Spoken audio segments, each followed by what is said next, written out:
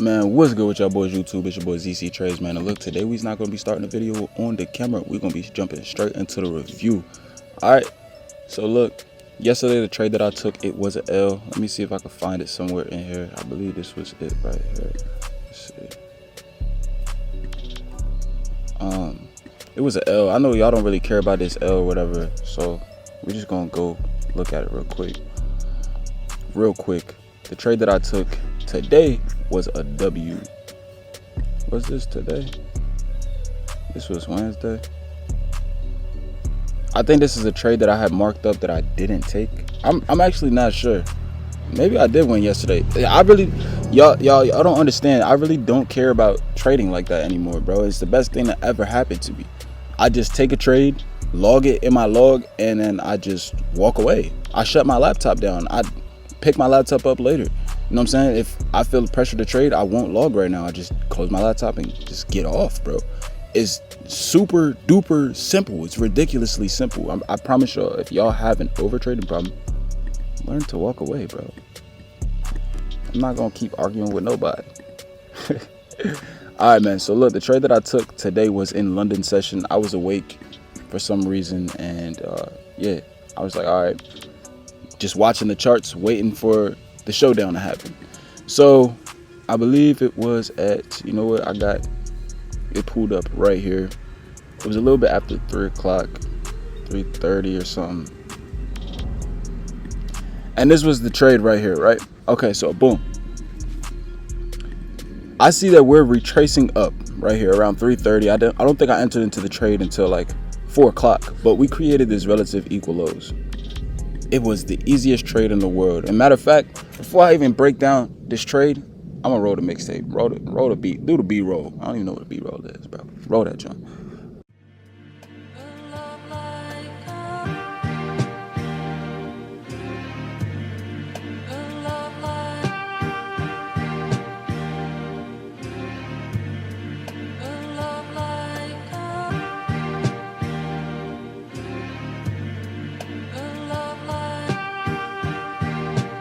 Yo, this one heat.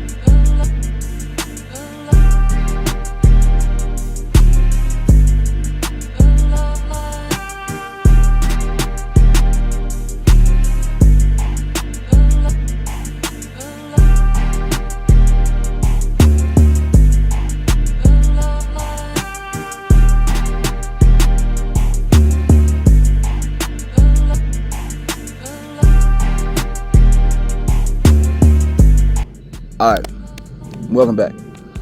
So before I even took this trade, I literally marked it up on my charts. This is the most obvious trade in the world. Like, if it wasn't top step, if I was on MFF and I could just pass the account on one trade, I would have over leveraged. I would have just put the account on the line.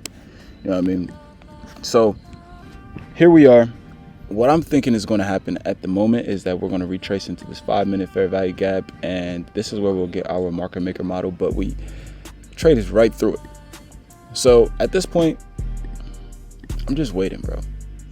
I'm just waiting. And it's very important to know when to not jump the gun. People may see this right here and jump into a 15-second chart. This is the type of shit I used to do. Jump into a 15-second chart just because we tapped into a 5-minute fair value gap and ride this sell right here and then get stopped out and then keep chasing it. But one of the things that I noticed when we started to disrespect this fair value gap, this 5 minute, is that we have a 1 minute fair value gap here as well. So it makes sense that we target this, because this is pretty much an unbalanced price range, this whole thing right here. If this wick would have came up and touched this wick, I would say, okay, this is a balanced price range, but it's technically not. So I allowed price to come up here, and what I was waiting for was SMT. The thing that was slightly concerning was, I believe we had relative equal highs here. So I was expecting either price to dump here, or to come up, take this high and dump, or we could have just continued up. But I was waiting for a dump, and what I needed to confirm that was SMT. So let's jump to a 15-second chart. I'm on my hotspot, so my laptop is moving a little bit slower. As we're getting this shift in market structure, I still see no SMT. So you know what? I don't trade. I don't touch it. No SMT, no trade. Okay, so we do have SMT at these lows right here. SMT at the sell side liquidity. Now, what I'm searching for is SMT on the buy side liquidity. I want to see SMT along the highs, and preferably I want to see ES take a high and NQ make a lower high. Okay, so boom, this is what we have to work with right here. And right here we see ES create an equal high, which may be a higher high, lower low on the actual ES chart. This is simply the compare chart, but I still count this as SMT. If y'all watched the episode before this, I count this as SMT. And so now what I'm looking for, I jump to the 1 minute chart. I delete this 5 minute box because price just ran through it and disrespected it. And what I want to see is price come back here. Why?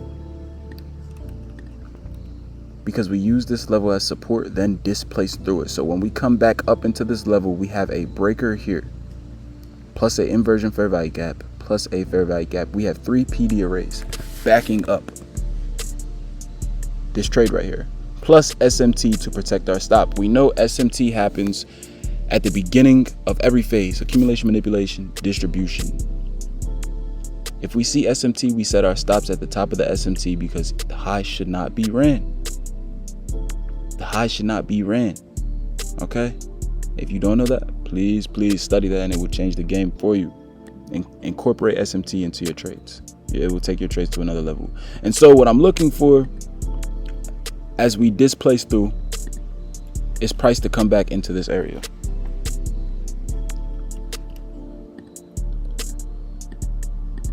And once we do, I snipe the fuck out of that trade, y'all boys.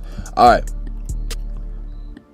This was a easy trade. Now, if we go ahead and we put the standard deviations on this, which most of the time I'm going to use the leg that displaces, or the leg right before the displacement.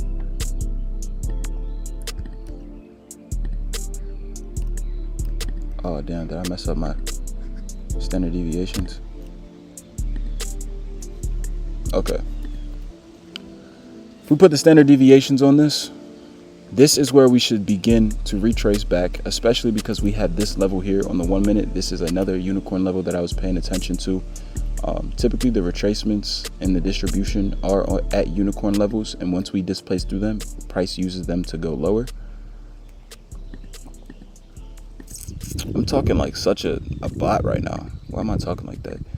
But yep, we run, and once we get here, I believe once we got here, I took a partial. I would have to go back and look at the video. Like I said, I took this trade right before I fell asleep, just watching the markets board. And I took a partial here, took 5 cons off here, and I believe I closed the trade around here. It didn't run for my full TP, but I was pretty close. It was playing around. So as y'all can see, we left a SIBI here along with a breaker. Is this a breaker? Yeah, along with a breaker, and we have this inversion here, this unicorn level. So I'm expecting price to push down, but once we start wicking around and all that, that's when I just close my trade, because I'm like, I'm not waiting up any longer. I'll just take my profits. Slimmed off like $150, but it's nothing. And the trade dumped. This trade, I stalked this trade from, I want to say 3:30 up until 4 o'clock. 4 o'clock is around when I got the entry around the macro time, and I was literally in this trade for 8 minutes. Clean trade, no drawdown. And yeah, man, so let me go ahead and I'm gonna show y'all my trade log. All right, cool. So as y'all can see, these are the trades that I took in the beginning of August, right before I switched onto my live account, and I was over trading, bro. I was still over trading. Now you can see my losses, my wins. This is only this week, but I will continue to prove that just staying disciplined, just walking away, the simple decision. There's so much power in it, bro. Like, it sounds so simple, but there's so much power in it. It will pass me this account. It will get me a payout. It will do it time and time again. I may go on bad streaks. I may get this prop firm and lose it, go on a losing streak or whatever. But at the end of the day, that's all part of the game. And so, yeah, this is this week's performance. I did not trade Monday. And yeah, next week we'll be back. We'll most likely pass the account next week. Let's just take a moment and think about something, all right? I want to give y'all clarity on something. Give y'all power. If you're arguing with somebody and they're the type of individual that says hurtful things when they're angry, you're the type of individual that won't go for that. Or you're the type of individual that'll sit and marinate in that, won't say anything. But when you're alone, you'll be sad about it. You'll be angry about it. Why wouldn't you just avoid all those things? Why wouldn't you just walk away? Knowing that a better conversation could be had maybe tomorrow. In situations where your emotions are going to cloud your judgment, it's better to just walk away. It's almost embarrassing. You ever lost your temper and said hurtful things to somebody, and then let's say you got like a girlfriend? I've done it plenty of times. I lose my temper, I say hurtful things, and then I kind of have to make up for it. I've done it with my homies. That's why you Then I gotta make sure my homie cool. I gotta make sure he forgive me. I gotta apologize. I gotta say all these things. Then I'm embarrassed because I feel like I acted outside of my character. I'm trying to tuck that person away, be a better person. It's better to just avoid those things. Honestly, when you do avoid them, you feel powerful. You have aura.